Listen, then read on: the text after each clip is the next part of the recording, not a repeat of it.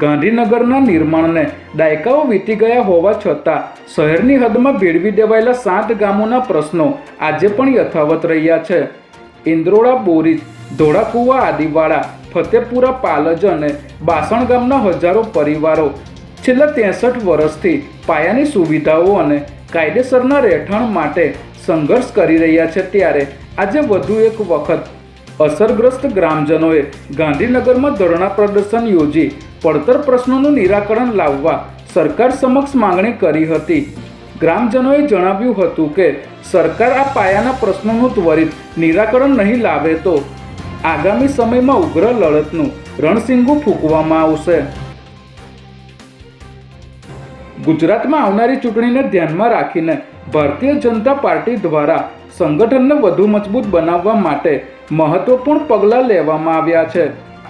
ગુજરાત ભાજપ દ્વારા પ્રદેશ ચૂંટણી સમિતિની નવી રચના જાહેર કરવામાં આવી છે, જેમાં રાજ્યના ટોચના નેતાઓ અને અનુભવી ચહેરાઓને સ્થાન આપવામાં આવ્યું છે.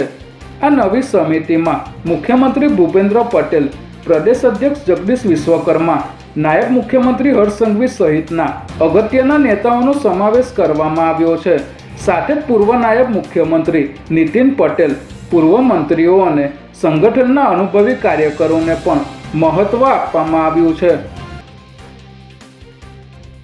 રાજ્યની સાયબર સેન્ટર ઓફ એક્સલન્સની ટીમે ડિજિટલ એરેસ્ટ કરી 2.27 કરોડ પડાવવાના કેસમાં 4 લોકોને ઝડપી લીધા છે. વડોદરામાં રહેતા 75 વર્ષના વૃદ્ધને મુંબઈ ક્રાઇમ બ્રાન્ચના અધિકારી તરીકે ઓળખાણ આપીને 14 દિવસ સુધી ડિજિટલ એરેસ્ટ કર્યા હતા, જેમાં તેઓએ વૃદ્ધના એકાઉન્ટમાંથી 2.27 કરોડ રૂપિયા ટ્રાન્સફર કરાવી લીધા હતા.